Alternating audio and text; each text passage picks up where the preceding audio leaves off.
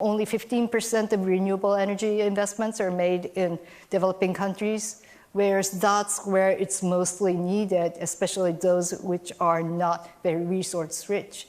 So if we could expand the reach of the treaty to these southern countries, it could bring benefit there.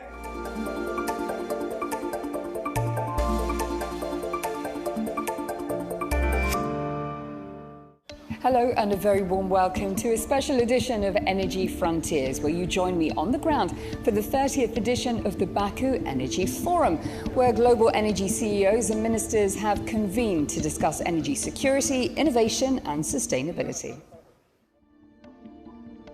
Strong emphasis was placed on global collaboration and improved international dialogue at this year's Bakú Energy Forum. Oil and gas majors and policymakers debated how to advance cross-border partnerships in both conventional and renewable energy.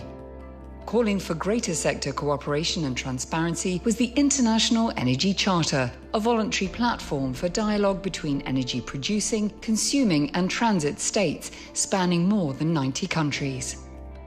I asked its acting Secretary-General if the Energy Charter Treaty remains relevant today amidst growing calls for reform and concerns over its compatibility with climate goals.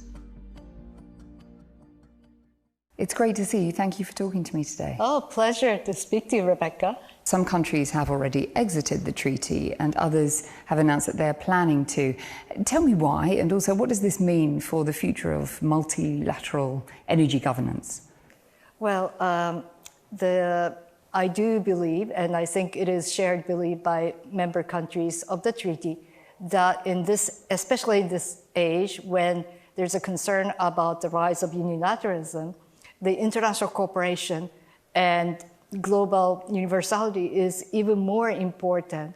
So I do think there's a value in our treaty, especially if it can be applied more to the developing countries which are having less renewable energy investments. We have recently adopted amendments to the treaty. This happened just last December 2024.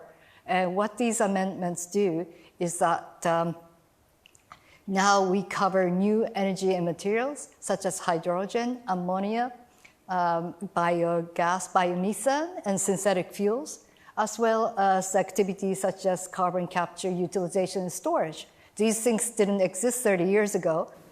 I also had the chance to sit down with Gauri Singh of the International Renewable Energy Agency to find out how IRENA is facilitating the tripling of global renewable energy by 2030. Gauri, it's great to see you. Thank you for talking to me today. Pleasure to be here. Let me start by asking you about IRENA's facilitation of the tripling of renewable capacity by 2030, but also the doubling of energy efficiency. I imagine there's good news and there's bad news, but are we on track? Well, to put it simply, we are not on track, but there's some good news. And the good news is that we are seeing the deployment of renewables on the ground increasing year on year. Last year we had about 585 gigawatts, which was a growth of 23%. And also, if you look at the investment that is now going into renewables, we did manage a substantial leap of about 100 billion, going to nearly $670 billion going into renewables. But to say if that is enough or not, I mean, unfortunately it isn't, because we need a deployment of nearly 1,000 gigawatts.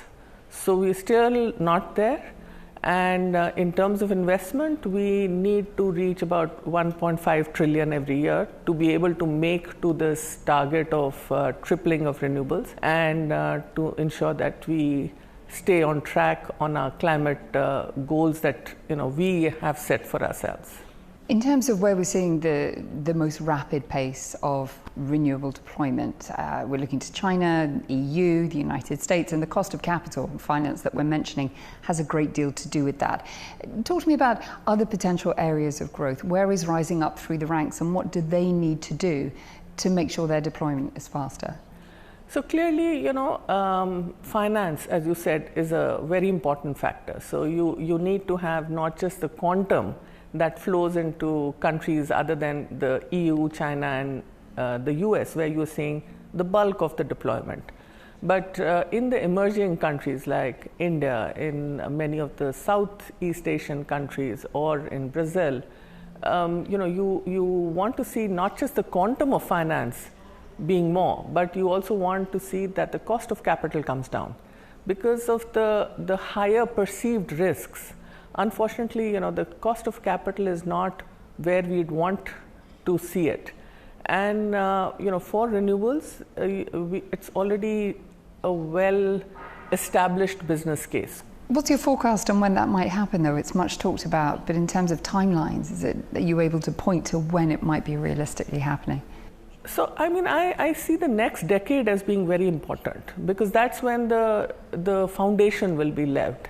And it has to be a strong foundation for us to reach about zero kind of a time horizon that we've set for ourselves. And clearly, that will have to come with not just a focus on getting more renewables deployed, because that has to continue, but we need to also strengthen our grids, we need to strengthen the infrastructure around it. You mentioned grid. We know the limitations, they're evident, and there's massive investment needed. And even when that investment is made, there's a long lead time, there's a long lag time.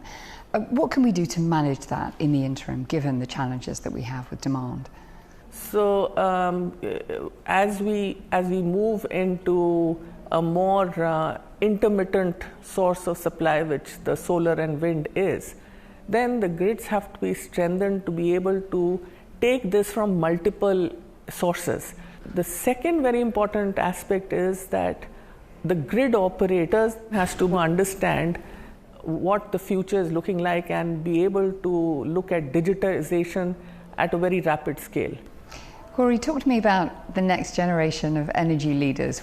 Are you encouraged by the talent pool? So I think, Rebecca, I've spoken to many CEOs, and one of the things that they will all tell you is that the big challenge they see is going to be the challenge of being able to attract the right talent. We attracted nearly 50,000 applicants who wanted to be, to be a part of our assembly. It makes you feel that this younger generation is really preparing themselves for the future that they know they're going to be a part of. Our energy future is in safe hands. I would certainly hope so. I certainly hope so too. Gary, it's been a pleasure. Thank you so much for your time. Thank you so much. Well, that is a wrap of this special edition of Energy Frontiers. I hope you enjoyed the show, and I'll see you again next time.